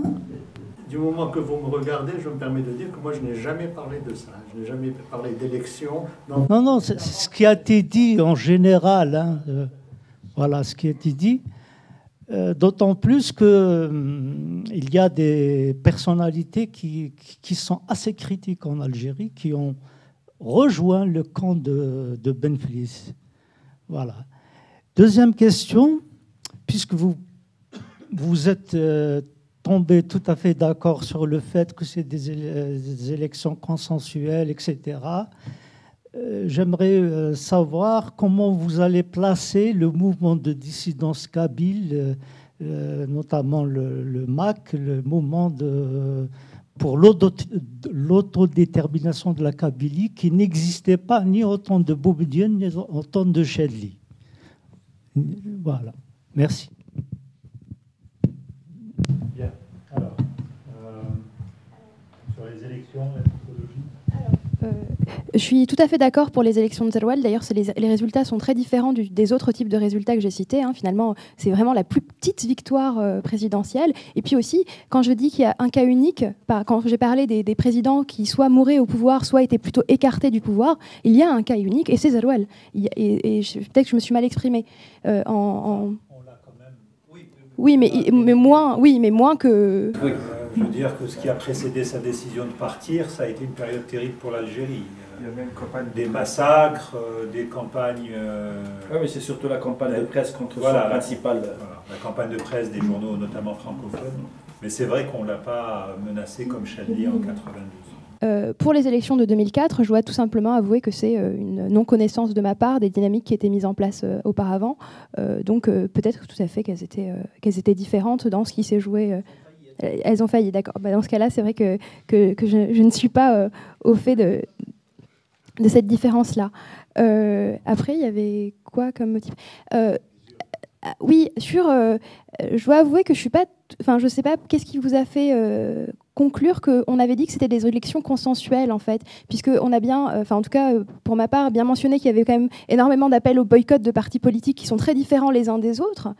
Bien sûr, la Kabylie a toujours joué en Algérie un rôle très fort dans la contestation et dans la naissance des mouvements contestataires. D'ailleurs, les quelques entretiens que j'ai faits avec certains membres du mouvement Barakat pour l'instant sont des mouvements, sont des Kabyles. Donc la question de la consensualité, c'est pas celle-ci. En tout cas, c'est pas comme ça que j'entendais du tout ma analyse. Ali Benflis est en effet le candidat après Bouteflika celui qui représente le plus de probabilité d'avoir un haut pourcentage au niveau des voix, mais alors que je dois avouer que c'est quelque chose à laquelle, là aussi, moi, je suis très récalcitrante à faire, c'est-à-dire à faire de l'analyse pour ce qui va se passer dans le futur. C'est vrai que, étant donné l'appareillage qui est mis en place pour la campagne de Bouteflika, c'est une victoire qui sera peut-être moins éclatante que les autres victoires. Je ne dis pas qu'il va gagner à 90% ou 88%, mais il est probable, et que Benflis ne fera que 6% comme la dernière fois où il a été candidat. Peut-être que ça sera un résultat qui sera plus nuancé, mais il est probable que ce soit un résultat relativement en faveur. Et aussi, autre élément qu'on n'a pas mentionné, mais c'est vrai que les présidents en Algérie ont toujours été élus au premier tour. Hein. Il n'y a jamais eu de second tour aux élections présidentielles. C'était quand même une spécificité. Mais mon intention n'était pas de simplifier la réalité électorale algérienne en disant tout ce qui se passe, c'est toujours passé. Hein. Et je suis d'accord, en politique, les apparences comptent et comptent énormément. Le moment où c'est pas le candidat même qui annonce sa propre candidature, ça compte. Hein. Il y a des dynamiques, voire étudier comment la campagne se fait sans le candidat, c'est intéressant en soi. Hein. C'est singulier, hein, ça c'est d'accord. Mais sur la consensualité, j'ai l'impression que c'était pas le propos d'aucun d'entre nous, en tout cas. Je vais vous passer la parole pour répondre. L'inclinaison naturelle, c'est de dire le match est joué. Le match mieux. Simplement, effectivement, beaucoup de gens, notamment dans le camp de Benflis, sont persuadés, comme il était en 2004, que le jeu est ouvert et que leur candidat a une chance de gagner s'il n'y a pas de trucage, s'il n'y a pas de fraude électorale. C'est ce qu'ils disent. Et d'ailleurs, Benflis a mis en garde le système en disant « Attention, s'il y a des fraudes, je ne me laisserai pas faire cette fois-ci ». Parce qu'il dit toujours qu'en 2004, il a perdu à cause de la fraude. Puisqu'on est là dans une démarche de partage d'idées et d'informations, je citerai tout de même la thèse avancée par le sociologue Houari Addi, récemment, il y a quelques jours, qui pour lui, il a une vision complètement très originale, mais qui mérite d'être signalée. Pour lui, on est en train d'assister finalement à une gigantesque opération d'enfumade, où en réalité, le candidat du système, c'est Benflis, et que le lièvre, c'est Bouteflika. Pourquoi pas? Non, pourquoi pas? On verra le 17. Voilà. D'autres thèses nous disent, justement, on est en train de nous concocter un scénario d'une élection avec 2 tours, de manière à donner le maximum de façade de légitimité par rapport à ça, avec un 2e tour entre Bouteflika et Benflis. Voilà. Mais c'est vrai que, bon, dès lors... Connaissant un peu Bouteflika, même si effectivement il n'est peut-être pas totalement, il n'a pas tous ses moyens, etc. et tout, je ne pense pas, en tout cas personnellement, que ce personnage accepterait de se présenter à une élection pour en être le perdant. Voilà. On reviendra sur d'autres choses. J'aimerais répondre à votre question sur le MAC ensuite. Bien. Très rapidement, le premier intervenant, vous parlez, disons, d'un bilan économique en termes d'infrastructures, etc. Bon, je crois qu'il est incontestable. Il est incontestable. L'Algérie avait un grand retard en matière d'infrastructures, particulièrement pour ce qui concerne l'eau, les transports, etc. Ceci dit, il faut quand même nuancer. Parce que les infrastructures n'ont pas de sens en elles-mêmes. Les infrastructures n'ont de sens que si elles sont intégrées dans une vision d'ensemble qui est fondamentalement basée sur un processus de production de richesse hors hydrocarbures. Ce qui se passe souvent en Algérie, c'est qu'on privilégie les infrastructures, je dirais, pour un certain nombre de raisons évidentes, Un, il y a de l'argent. Deux, c'est facile à faire. On fait appel à des entreprises étrangères. C'est exécuté par les entreprises étrangères dans la plupart des cas. Et troisièmement, il ne faut jamais oublier ce facteur, c'est que les marchés donnent lieu à de nombreuses opérations très obscures. Le taux de corruption est quand même assez élevé. Donc il faut nuancer tout en disant oui, il y a un aspect positif autour de ce qui a été fait en matière d'infrastructure. Il faut quand même nuancer sur le fond. Votre question sur les quadragénaires dans l'ANP, etc. Bon, ils existent. Hein. C'est clair, objectivement, il y a une génération d'officiers jeunes dont on dit qu'ils sont bien formés. Bon, encore faudrait-il pouvoir évaluer la qualité de cette formation, mais théoriquement, ils sont bien formés.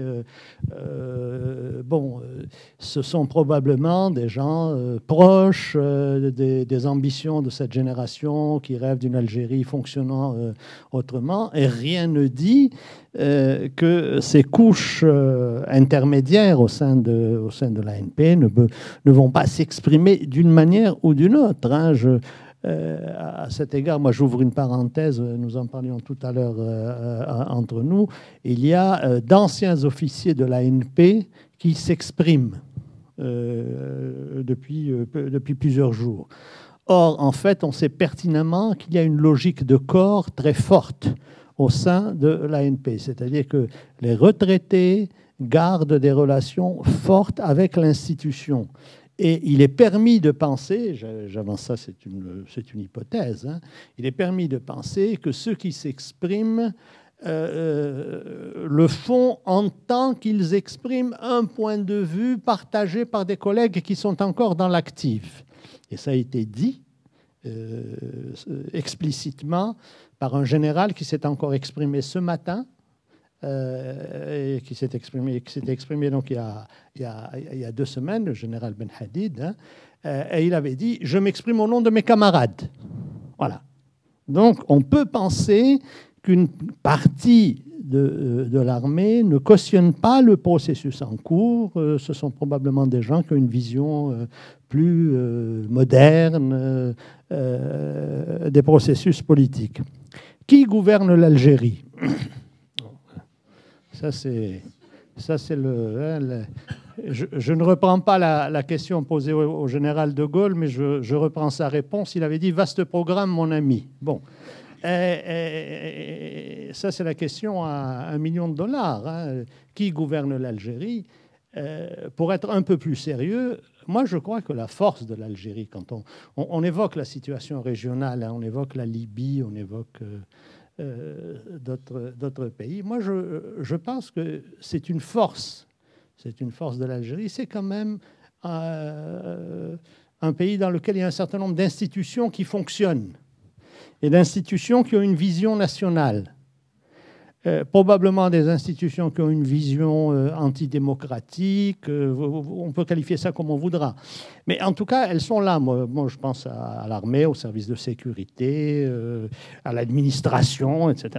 Donc moi, la Banque centrale, et j'ai envie de dire, le principal instrument de pouvoir, c'est probablement les hydrocarbures, en réalité. Voilà, la Sonatrach, exactement. Donc, tout ceci fait qu'en Algérie, il y a quand même une logique, il y a une logique de pérennité de l'État. Hein. Je crois que le président Bouteflika, de mon point de vue, sera très certainement réélu. Moi, c'est ma vision des choses, je peux me tromper. Et il sera très certainement réélu, mais il ne va pas vivre 20 ans ou 30 ans. Hein. Mais je pense que cette logique centrale, ce système, en Algérie, on dit beaucoup le système. Enfin, ça demanderait à être épluché, tout ça. Mais n'empêche que ça existe. Voilà, bon, il faudrait en parler très, très longuement.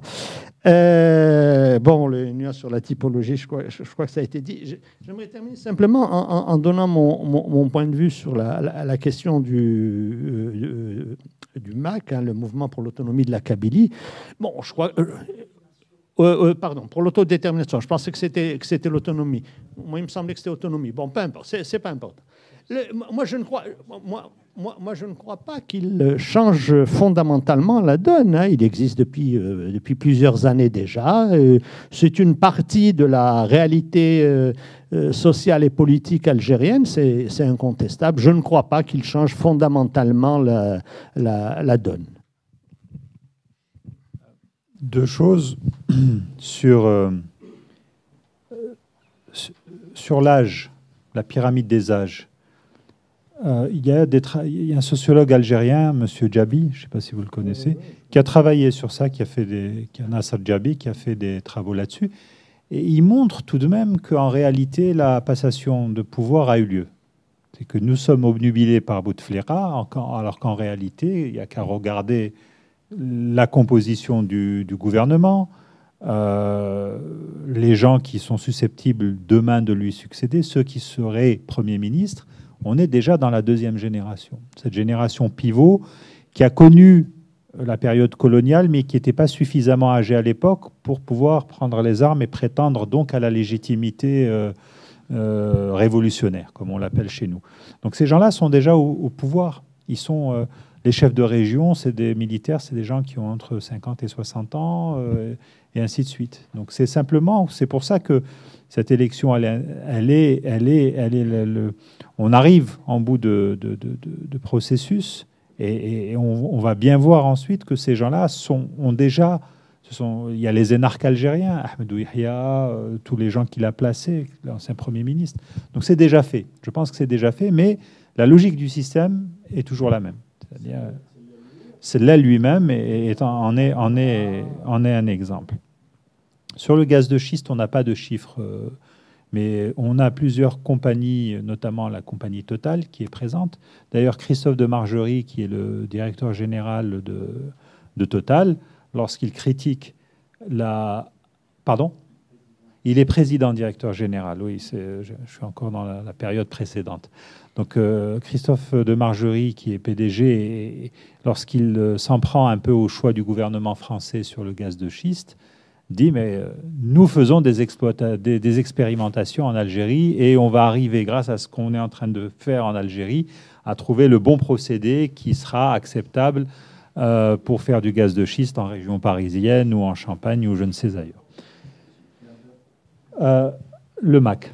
Je pense que c'est un point assez important et qui mériterait une discussion peut-être un peu plus longue, mais vous savez,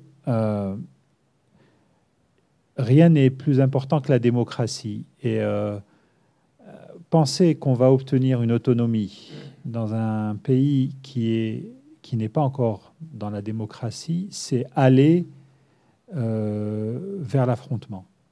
Il n'y a que la démocratie qui peut permettre à telle ou telle région d'obtenir plus d'autonomie, voire plus. Ce n'est pas un système autoritaire. Voilà. Il ne revendique plus l'autonomie, il revendique l'autodétermination. Combien même ? Ça va même encore plus loin que ça. C'est-à-dire c'est cette revendication d'autodétermination qui, à mon sens, me paraît choquante, fondamentalement, quand on connaît l'histoire de l'Algérie. Mais bref, c'est un avis personnel. Mais on peut l'entendre et on peut en discuter. Cette revendication, elle ne sera entendue, elle ne sera discutable que dans un contexte démocratique. C'est-à-dire que le combat, il est pour toute l'Algérie. Alors qu'ensuite la Kabylie veuille obtenir son autonomie, son autodétermination, etc., ça ne sera possible que le jour où il y aura un système légal, démocratique, régi par le droit et par le respect des droits humains. Dans la situation actuelle, c'est un outil de plus que peut utiliser demain le pouvoir pour forger la cohésion nationale. On le sait très bien, c'est ce que le pouvoir a fait de tout temps. C'est-à-dire que demain... ces revendications-là peuvent être exploitées par le régime en disant, voilà, on a des sécessionnistes en Kabylie, c'est l'Union nationale, c'est le drapeau, où est votre patriotisme ? Et ça, c'est des engrenages, à Dieu ne plaise, dans lesquels je n'aimerais pas voir l'Algérie s'engager. On va faire un nouveau tour de monsieur au fond, et puis on va donner... Bonsoir tout le monde. On dit souvent que la presse représente le quatrième pouvoir. Ma question est, est-ce qu'il y a une presse libre en Algérie? quelle est la différence entre la presse arabophone et francophone? Et aussi, pourquoi la télévision algérienne est aussi médiocre? Merci.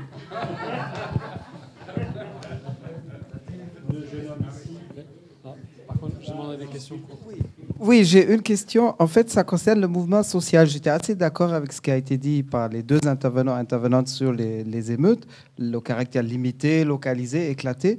Mais je souhaiterais que vous abordiez, au moins brièvement, le mouvement social organisé, dont le mouvement syndical. Je ne parle pas de l'UGTA, évidemment, courroie de transmission du pouvoir, mais il y a les syndicats autonomes qui se sont constitués, je crois, il y a un an en confédération. Il y a au moins un embryon de mouvement des chômeurs, notamment avec les événements de Ouargla et ailleurs. Où est-ce que vous les placez dans le panorama?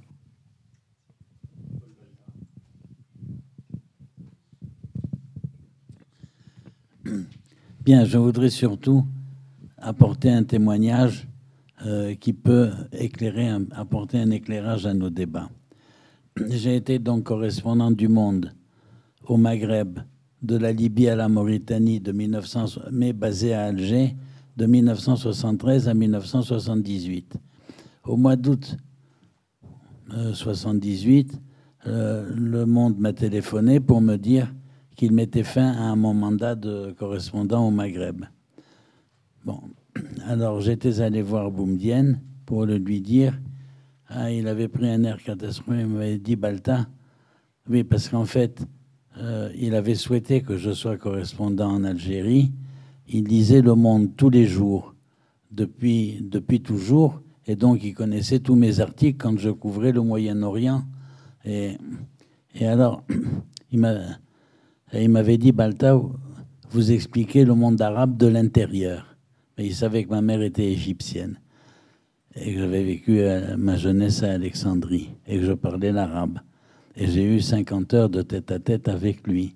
Et alors il me dit, Balta, mais c'est pas possible parce que, vous voyez, je vais convoquer un grand congrès fin 1978 ou début 1979 pour faire un bilan à la fois de ce que nous avons réussi, mais surtout de nos échecs et de ce que nous n'avons pas fait et que nous aurions dû faire.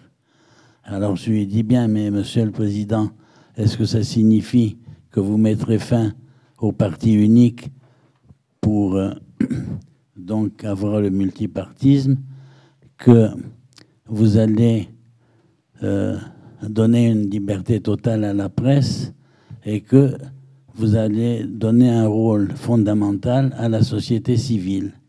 Alors il a souri, puis il m'a dit, Balta, vous êtes le premier à qui j'en parle. Ça m'est difficile d'en dire plus, mais ce que je peux vous dire, c'est que obtenez du Monde de rester parce que vous ne serez pas déçus.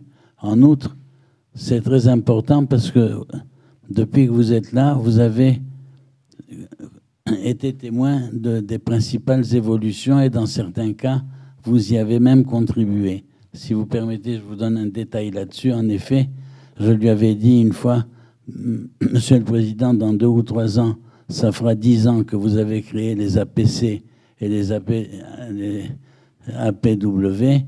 À quand l'Assemblée nationale? Alors, il s'était crispé, il m'avait dit, ah, Balta, nous ne sommes pas mûrs. Je lui dis, qui nous? Il me dit, le peuple algérien. Je lui dis, excusez-moi, Monsieur le Président, le peuple algérien a quand même fait une guerre de libération qu'il a gagnée. Vous n'allez pas me dire qu'il n'est pas mûr. Puis 2 jours après, il m'a rappelé en me disant, ça m'a donné à réfléchir, vous avez raison. Et il a lancé donc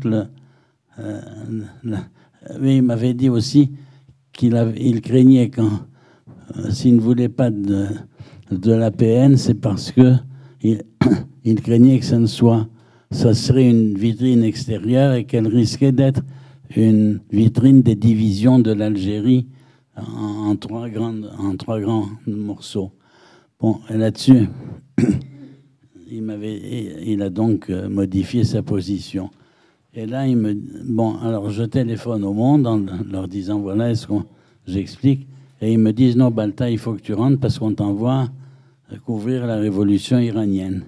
Donc je retourne voir Boumedienne et je lui dis, voilà, il me dit, ah, je ne peux que m'incliner, mais Baltin, c'est vraiment dommage parce que si vous aviez pu rester, vous n'auriez certainement pas été déçu parce que, bien, je vous ai dit que je ne pouvais pas en dire beaucoup plus, mais vraiment, on aurait évolué vers la démocratie. Et 2 jours après, j'ai rencontré Taleb Ibrahimi et Bouteflika qui m'ont dit qu'ils leur avaient raconté ce qu'ils venaient de me dire.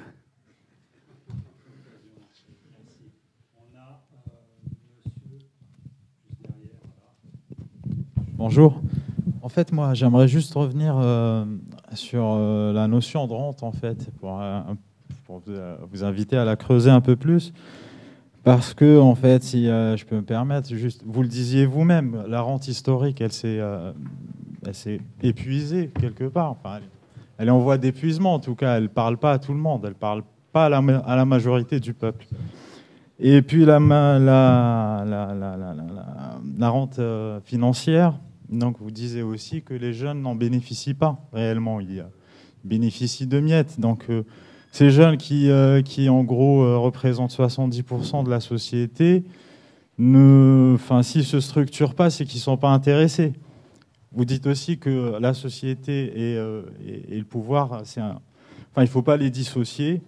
Effectivement, donc les personnes qui sont dans le pouvoir émanent de la société et le pouvoir façonne aussi la société, mais en même temps, il y a un rapport de force entre les deux, entre la société et le pouvoir qui s'exprime par le mépris.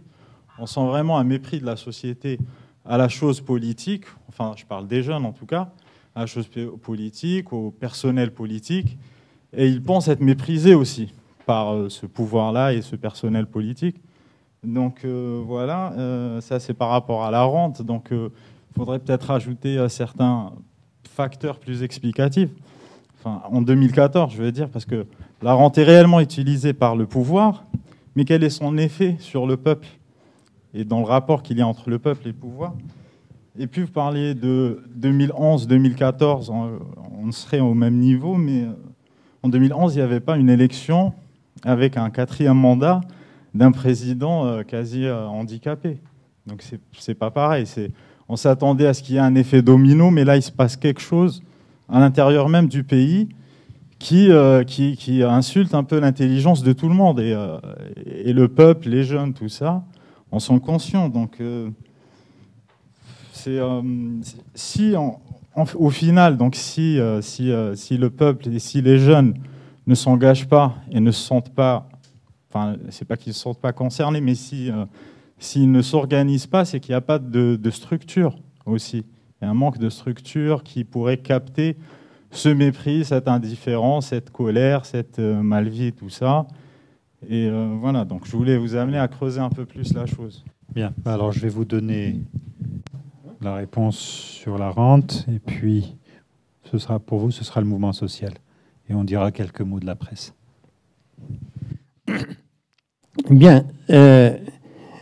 Je commencerai d'abord par la comparaison 2011-2014. Je n'ai pas dit que c'était la même situation. Je dis que la faiblesse de la mobilisation du mouvement social, ce qui peut rejoindre votre question, me permet de faire la comparaison. J'ai envie de dire que une société, lorsqu'elle veut s'exprimer, s'exprime toujours. Les images que vous voyez en Turquie, en Ukraine, au Venezuela, elles pourraient demain se produire en Algérie. Le fait est que, jusqu'à présent, elles ne se sont pas produites. Voilà. Donc, moi, face à cette situation, j'essaye de donner un cadre explicatif.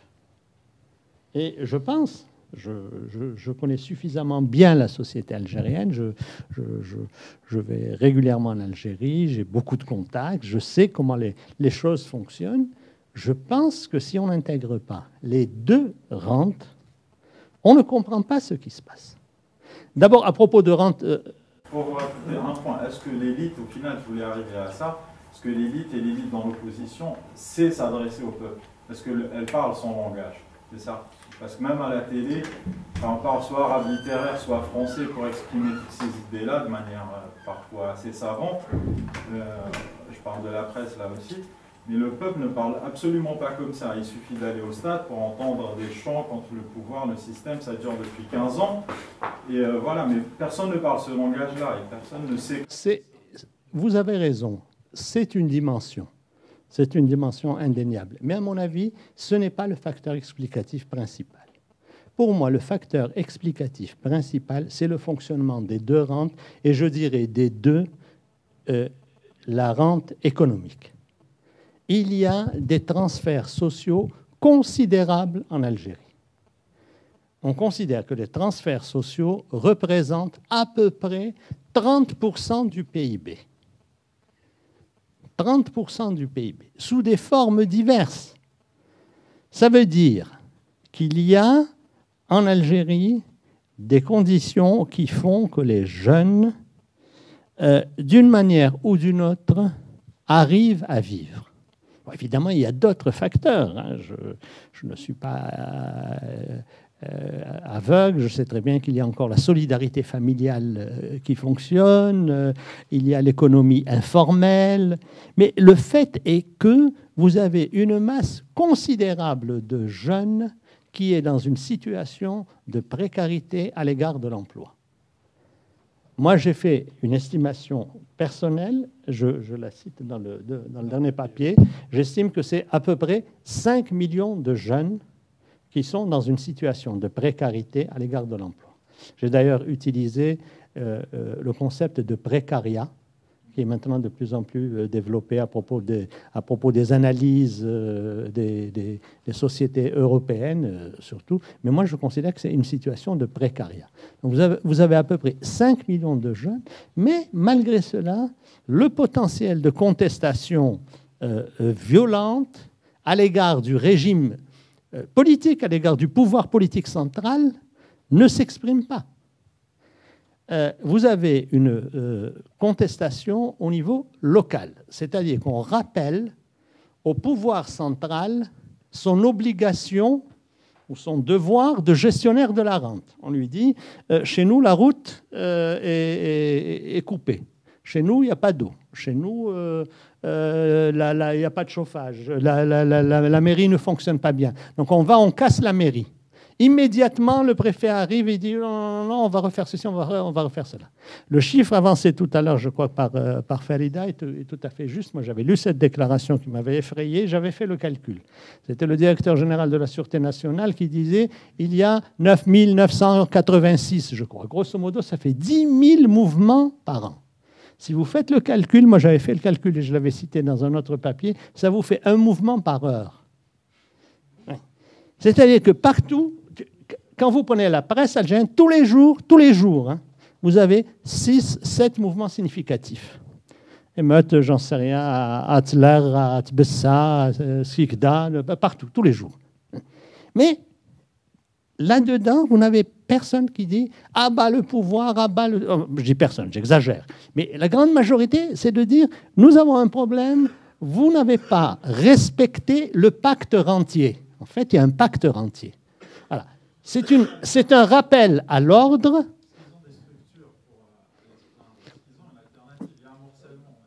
Ben oui, mais la réalité, c'est ça. Je vous signale une information qui est tout à fait récente. J'ai découvert ça en lisant Le Monde. Hein. Moi, je reste un fidèle lecteur du Monde. Il y a un baromètre des sociétés civiles qui a été fait par le CCFD et l'IRIS. Et je suis allé, tu l'as vu ? Voilà. Je suis allé sur le site du CCFD, il y a un classement. Ils ont étudié 41 pays. Et l'indice est censé mesurer le dynamisme des sociétés civiles. Sur 41 pays, l'Algérie est dernière, en termes de dynamisme des sociétés civiles. Hein. Je vous invite à aller consulter cette étude, allez sur le site du CCFD, vous faites CCFD, vous trouverez l'étude. Donc, bien sûr, Ça veut dire qu'il n'y a pas de mouvement structuré qui arrive à prendre de l'ampleur. Et ça me permet de répondre aux questions de notre ami qui posait la question à propos des mouvements de jeunes, de chômeurs. Ils existent. J'ai oublié comment il s'appelle exactement, le NCD ou un truc comme ça. Voilà, donc il existe. Mais il n'a pas pu déclencher une vaste dynamique. Ils sont là, ils existent, ils sont basés essentiellement au Sud, ils jouent sur les spécificités du Sud, et de manière légitime, parce qu'il y a un taux d'emploi, de chômage plus élevé au Sud. Mais jusqu'à présent, vous n'avez pas de large contestation. Voilà, c'est ce que je veux dire. Monsieur, moi je m'excuse, mais quand même, alors je l'ai lu dans les journaux, mais ça ne me semble pas faux comme interprétation. Même si la génération n'est pas tout à fait la génération de ce qu'on a appelé la guerre civile, on n'entre pas sur la qualification, je pense qu'il y a quand même ce souvenir, et c'est quand même une forme de maturité politique quelque part, c'est-à-dire que les Algériens n'ont pas enclenché sur les dites révolutions arabes, parce que justement, ils pensent, ça avait été transmis dans les familles, ils pensaient que ça pouvait aussi faire ressurgir les démons, hein, comme on disait, les démons de la guerre civile. Ça me semble une raison un peu nécessaire et suffisante. Voilà. Et, madame, vous savez, dans ce genre de situation, on ne peut pas tout dire. Je dis exactement ceci dans les papiers tels que publiés. Je dis exactement, je vous rejoins. L'un des facteurs explicatifs, il y en a d'autres encore, hein, mais il faudrait qu'on passe plusieurs heures ensemble. L'un des facteurs aussi qui joue, c'est le traumatisme des années 1990, et personne ne veut revivre ces années-là. Et ça joue. Voilà. Et je m'arrête là. Justement, sur cet élément-là, là aussi, dans les entretiens, je demandais aussi aux jeunes avec qui je parlais s'ils avaient déjà pris part à des émeutes et pourquoi. Et moi, ce qui m'apparaissait, et sans faire de psychosociologie, c'est que elles avaient surtout un rôle exécutoire dans ces émeutes. Et j'ai eu des entretiens où on m'a dit je suis toujours prêt à jeter des pierres, en fait. Enfin, vraiment, c'est presque l'acte qui était un acte libérateur, comme le fait de scander des slogans anti-régime dans un stade. Ça libérait un petit peu la contestation. En revanche, et c'était au moment, là encore, la plupart de mes entretiens, où on avait des révoltes en Tunisie, en Égypte, et quand je demandais alors, sinon, t'en penses quoi? Tant mieux pour eux. Et est-ce que tu voudrais que se passe quelque chose de similaire en Algérie? La réponse était paradoxalement non. Pourquoi? Parce que, en fait, ce qui s'est passé dans les années 90 a aussi rompu la confiance que la société peut avoir en elle-même. En fait, on ne se fait pas, et c'est ça. En fait, on a peur de ce que nous on peut faire et de ce que son voisin peut faire. Il y a un truc très fort de ça peut déraper, ça peut être pire. Et donc, il y a un rejet un petit peu de ce type de contestation. Et à la fois la question sur les syndicats et la question que vous posiez sur le fait qu'il n'y a pas de structure finalement, ça c'est toute la question des corps intermédiaires qui ont un rôle majeur dans la structuration des mouvements sociaux. Surtout des mouvements sociaux, des gens, et ça dans tous les pays qui sont... qui ont, désolé si ça paraît agressif sociologiquement, mais un faible capital culturel ou un faible capital économique. Vous avez besoin de ce qu'on appelle en France souvent des virtuoses de la contestation, des militants professionnels pour porter les causes et notamment pour introduire des répertoires d'action différents. Et en Algérie, ça existe peu, mais ça existe peu tout simplement parce que le régime politique ne laisse pas naître des structurations et des corps intermédiaires. C'est pas du tout un hasard. Moi, je voyais notamment là aussi, je ramène à mon sujet d'étude parce que je le connais mieux, mais des parents de Haraga qui voulaient se constituer en association, c'était impossible de déposer les statuts à la préfecture. De là à pouvoir lever des financements, parce qu'une association, ça a besoin de sous, et les sous viennent beaucoup du public. Alors là, gros sacerdoce. Donc ça explique aussi la faible structuration. Le régime ne laisse pas les corps intermédiaires émerger, et ça fait partie de sa modalité de maintenance. Oui, comme pour la question des droits de l'homme, on a quand même une instance superbe de défense des droits de l'homme algérienne qui écrit des rapports critiques, mais qui est en fait, c'est l'administration algérienne qui les écrit. Pour ce qui est de la presse, justement, ça manque encore une fois la manière dont le régime gère. Alors, en effet, pour ce qui est de la presse, il existe une presse qu'on peut nommer indépendante en Algérie et une presse publique qui coexiste. arabophones et francophones dans les deux cas. Vous avez de l'indépendance dans les arabophones, comme Al-Khabar, et vous avez de l'indépendance et de la dépendance dans les francophones, comme El Moudjahid, par exemple. Donc le critère linguistique n'est pas le critère qui discerne.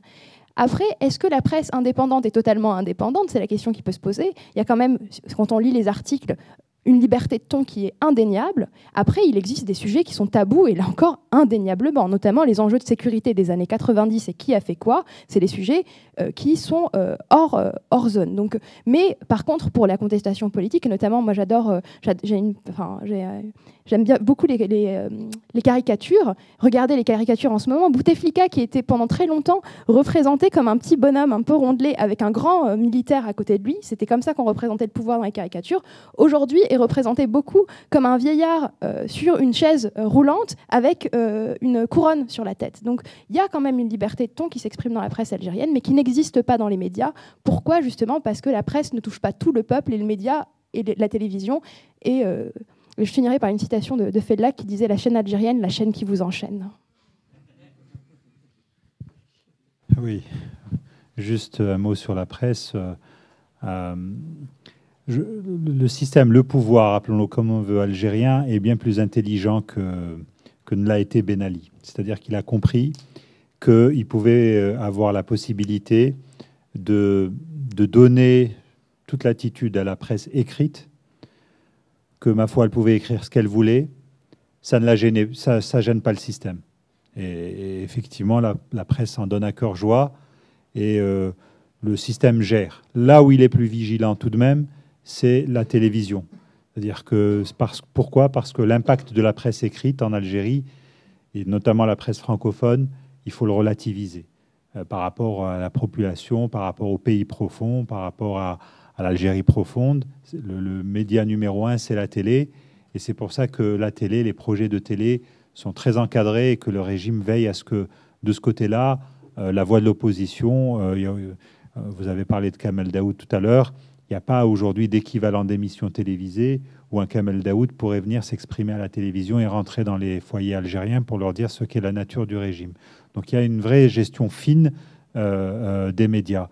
Et je terminerai par la question du mouvement social, des corps intermédiaires, parce que tout à l'heure vous avez dit, c'était intéressant ce que vous disiez sur la gestion soft finalement de la contestation, mais là où le régime est impitoyable, là où la répression est féroce, c'est lorsque des gens entendent créer des structures qui concurrencent des organisations comme l'UGTA.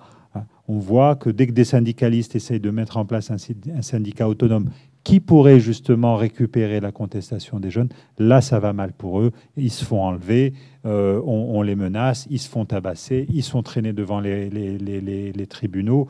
Comme par hasard, dans leur démarche, il y a toujours un des leurs qui va créer l'organisation concurrente. Et donc là, ça nous ramène à la nature réelle du système, qu'il ne faut jamais oublier. C'est vrai qu'aujourd'hui, ils sont gentils avec les gens de Barakat, jusqu'à quand? Mais la réalité profonde du système, c'est qu'ils ne tolèrent pas la moindre contestation. C'est-à-dire, on peut dire ce qu'on veut en Algérie, mais dès qu'on dit ça à deux, on devient un danger. Voilà. Je vous remercie pour votre attention et à bientôt.